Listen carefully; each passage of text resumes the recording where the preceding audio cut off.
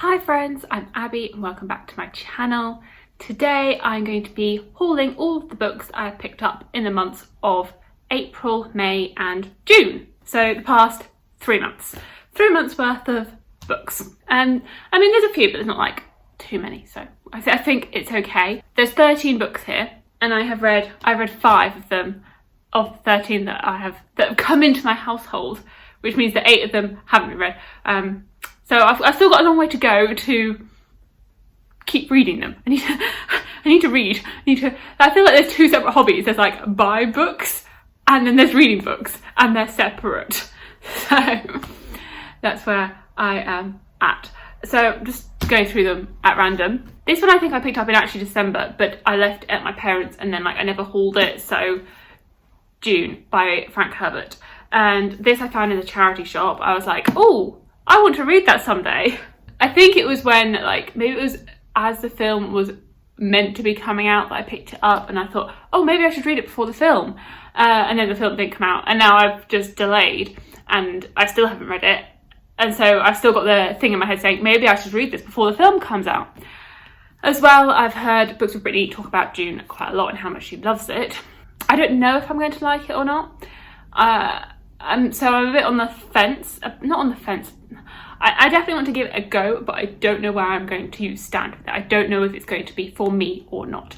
But I thought, I can't pass up the chance to have a pretty much new, it doesn't look like it's been read, edition of the book from the charity shop. And I mean, I don't really know what this is about, apart from it being a classic sci-fi. I did read the first chapter. The first chapter is a scene from the trailer where you have the kid sticking his hand in the box and then experiencing loads of pain, and that's as far as I got. I know it's a classic sci-fi and I believe it can be read as a standalone, so that's how I was, at least now going into it, I was going to consider this as a standalone and not read the rest of the series. Hopefully I'll be able to read it maybe towards the end of summer before the film comes out. Moving on to one that I have read, and so I can talk a little bit more on the plot and what it is, and that is The Space Between Worlds by Micaiah Johnson. I have just read this past month. This was gifted to me by my friend Kate, who is a very, very generous soul. She is so, so generous. I will link her channel down below. She's at the Literary Apothecary on YouTube, and she's just so generous. Kate, you are so, so generous. It is like when she's like, oh, I shouldn't buy books myself. I'm on a book buying ban. And then because she's got this motto in her head, she's like, but I want to buy books, so I'll buy books for other people, because she's just the kindest soul, the kindest person ever. So she gifted me The Space Between Worlds. This is another sci-fi. And unfortunately, I'll talk about it when I wrap up, but I liked it, but I didn't love it. But definitely an interesting story because you're following, it's set in this world where people can travel to alternate dimensions, and to travel to these alternate dimensions, the person, yourself in that dimension has to be dead. So for you to enter yourself, your version of yourself in that world is dead, and the main character can travel to many, many different worlds because the variations of her are all dead. I went back to my parents at the end of May and my mum had a copy of Sister Song by Lucy Holland, which she had just read, and she'd put it on my nightstand, so I was like, okay, fine, I'll take it. I believe this is about 3 siblings. I don't know if it's a retelling of some classic folk tale or if it's just set in Saxon Roman England. Oh, okay. I didn't make that up. I was like, is it a retelling of something? Supposedly this powerful narrative reimagines The Two Sisters, an old British folk ballad. I don't know that ballad, but supposedly that is what this is. I mean, I love reading about sibling relationships. I have a younger sister, and so I guess I feel like I can relate to it in some ways because I'm like, oh, I do that with my sister.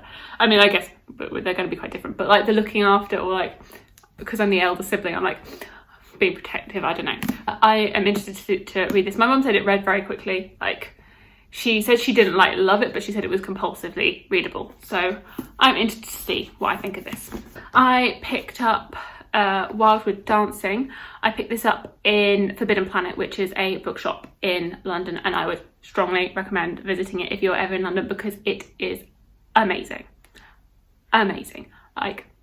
It is top tier fantasy sci-fi bookshop because it has so many books. Imagine a normal bookshop and then just imagine all the aisles being fantasy and sci-fi, and that's what Forbidden Planet is. It is just all of it is fantasy and sci-fi, and there's so much. I mean, there's loads of comics and graphic novels as well, like that's a whole other section. They have like Funko Pops and lots of merchandise as well, but like there is I've never seen so many fantasy books all in one place. And so if you're ever in London, I would strongly recommend it. But anyway, I picked up Wild Wood Dancing by Juliet Marillier. I've never seen Juliet Marillier books in London bookshops, or UK bookshops in general, so I was like, oh, I want to try this.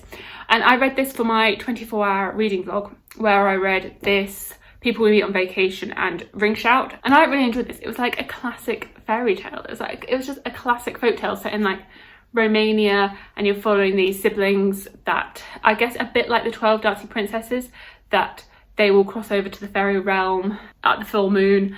And yeah, I really liked it. But and I would recommend it if you're after like a fairy tale-esque story. It reads quite young, I would say, but like very fairy tale-esque.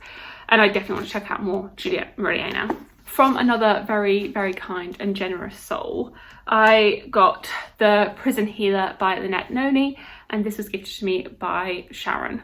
And like Kate, Sharon is one of the most generous people that I know. She is the kindest person. She also has a channel which I will link below. I'm really looking forward to more videos that she puts out. But she is just so generous, and she gifted me The Prison Healer. This I've heard about on Jessie from the Bookish Mums channel. She has talked about this quite a lot and how much she enjoyed it. And this is the first book in a series, and Sarah J Maas has blurbed it, and it's a must read for any fantasy lover. And well, if Sarah J Maas likes it, then I must like it. Well, I like Sarah J Maas, so I have high hopes of liking this. I believe this is following a healer in a prison. Sorry, that is not a very detailed synopsis. You're following a prison healer. Wow, Abby, great description there. But I'm a fantasy world, a healer in a prison. I'm assuming there's going to be some fantasy elements. It says there's a queen and that there's a trial and elemental challenges. Great description. As you can tell, I've not read it yet, but I believe it's a trilogy, and the second book is already coming out later on this year, so it seem to be being published really quickly. I picked up The Shadow of the Gods by John Gwynne in Forbidden Planet, so I was desperate to read this. Like, I pre-ordered it off Amazon, and then I had a day off work and I went into London and I went like to every bookshop hunting for it, and then I went into Forbidden Planet and there it was. It was like on this shelf. It was like shining at me. You know when you go, you know when it's like the siren song, it was like, oh, and I was like, oh, it's The Shadow of the Gods. And then I saw this beautiful signed sticker on it, and I was like, it's signed. And you know, it was like shining at me. It was like, it had a halo around it, and I literally squealed. I was like, mine! And I grabbed it, and it came home with me straight away. And this is like a day before the release, or 2 days before the release, and I read it straight away. Because if you don't know here, I love John Gwynne. I love all of his books, as demonstrated here. I love them all. Love John Gwynne's books. So I had to have it. And I have a full discussion of this book, which I did over on Alan's channel from the Library of Alexandria. This was the shelf space book pick for the month of May. I really like this. It's not my favourite John Gwynne, but I really liked it. And it's like a Viking inspired story. You've got multiple perspectives. You have Orca, who is like a mother and a wife. You have Varg, who is like an escaped slave. You have Elvar, who is like in the battle legions, trying to like claim her honor and like claim her battle fame. Like, I just really enjoyed it. I really enjoyed like the god setting, where like the towns and the cities and the landscape of the world is formed on the bodies of these dead gods. When I saw it in the bookshop, I was like, my day has been made. On that same day, I got a couple of other books, because whilst I was there, like, even though I ran in and was like, it's mine, and then I spent a lot of time as well, like going through the rest of their shelves. And I picked up Spyglass by Maria V. Snyder. This is the 6th book in the Poison Study series. So, well, I mean, I was classed as that you have 3 books in the Poison Study series, then you have 3 books in the Glass series, this one being the 3rd one, and then it continues on with another 3 books in a sort of separate trilogy. It's like 3 separate trilogies all combined into 9 books. But this is I guess the 6th one in the whole of the 9 books. and I'm reading this series with my friend Vish and Sam. We are slowly making our way through this, and when I saw that this was on like the sale rack for like £1, and I was like, perfect, I don't have this one yet. So I picked it up. I also have the fifth book coming in the mail today, so I'm just going to include that in this haul. Like, it's not quite arrived yet, but it's in the post, and we're starting that next week. So, and that one is Sea Glass. And then the other one that I picked up whilst I was there on that trip was the Stone Knife by Anna Stevens. Again, the signed sticker. They have like signed books. This was on sale as well. This was like £10, and it's a signed hardback, and there's like perfect condition because it's new, but like it's an amazing shop. Like, signed books cheaper than like anywhere else I've ever seen them. And this, I have read Anna Stevens' other trilogy, the Godblind trilogy, which I really enjoyed. I read it last year, and that's quite grimdark, a bit like dark for me, seeing as I haven't read that much many grimdark books. But this is her other series. This is the first one out. I don't think the rest of the series has come out yet, but this is the first one. And I've been talking to Patrick, and I believe he said that he's read, I don't know if he's read the whole Godblind trilogy, but he's definitely read the first book, and he's read this book, and he said he much preferred this one. And judging by my liking of Godblind and that trilogy, I expect I will like this one. So I'm really looking forward to getting into this. I'm not sure when, but definitely want to give it a try. And I'm just assuming it is a epic fantasy. This is a fantasy epic of freedom and empire, gods and monsters, love, loyalty, honour and betrayal. Epic fantasy is what I'm getting from that. Another one that I picked up in the month, this was in April, and it was one that I was so anticipating, and that was The Crown of Gilded Bones by Jennifer L. Armentrout. And I had like an experience getting this book because it didn't release in the UK on publication day, and so I was waiting impatiently for it to release in paperback, and it only released like, I don't know, 5 days after the publication day. So like, everyone else was reading it, and I wanted to read it. I wanted it on publication day. I wanted this book, and it wasn't available to me. I mean, the Kindle was available, but I wanted the paperback. Like, that's how I wanted to consume the story.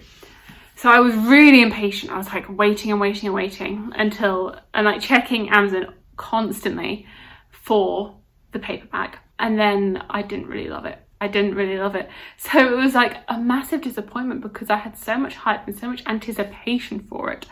But this is the third book in the From Blood and Ash series. I have loved From Blood and Ash, which adds to the disappointment. And this is the third book following Poppy and Hawke. And it's a fantasy romance story at its centre. It was an experience getting it, and I liked the experience of it. Well, I didn't like the experience. I hated the waiting for it, but I liked the reading it with my friends. But I wasn't a fan of the story. One that I'm really anticipating getting to is The Forgetting Moon by Brian Lee Durfee, and I'm really excited to read this. It's been looking at me for a little while. It's just very chunky, and a start of a new series, which I'm not doing. I'm not doing starts of a new series, but this was gifted to me by my friend Evie from She Was Only Evie. I will link her channel below. I actually just did a reading sprint on her channel for the Shelf Space I was about to say reindeer games. We're not in December. The Olympic Games, and this is the start of a epic fantasy story.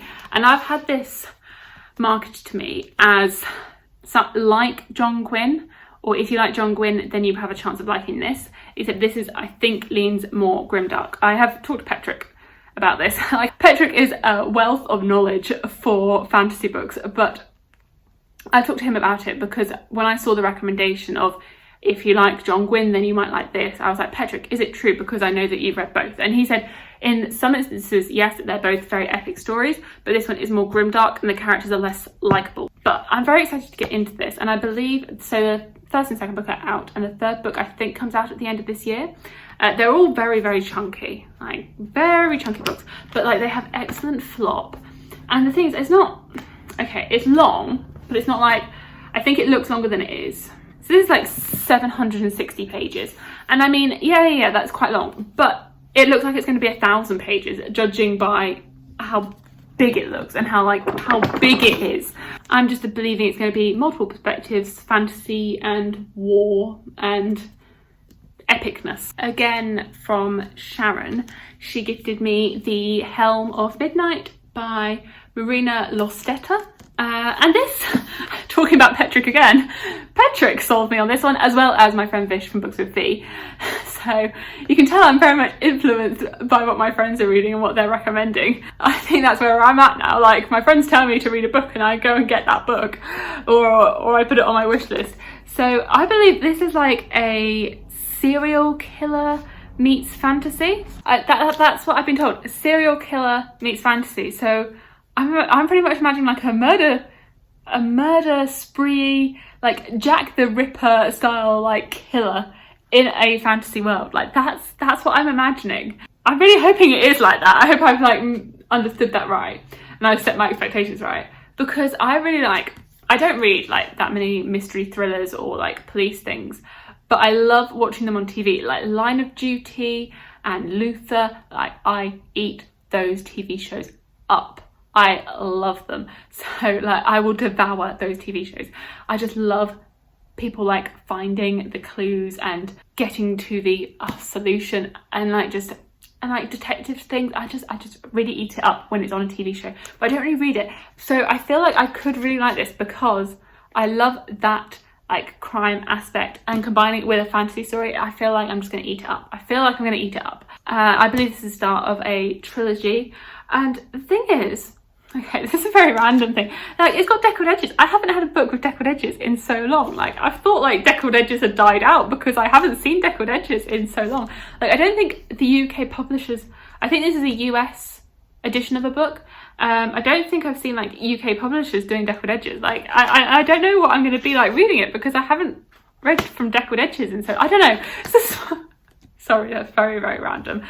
I have Kindred by Octavia E. Butler. Again, I picked this up when I was back at my parents', and I picked this up in Blackwell's in Oxford. I've got a little like clip of the bookshop which I took when I was there, and I love this bookshop. Like, I have loved it since I was a child. Like, it is a dream come true going to Blackwell's, even though I've been multiple times in my life. I am now a Blackwell's affiliate, so I have an affiliate link which doesn't change the price at all for you, but it will give me a small commission if you use it. So I'll be really appreciative if you want to buy UK editions of books. They have free international shipping, so if you're after any UK editions, like this really pretty edition of Kindred, compared to the really not pretty US cover of it, I have always loved Blackwell's. So when they accepted me to be affiliate, I was like, ah!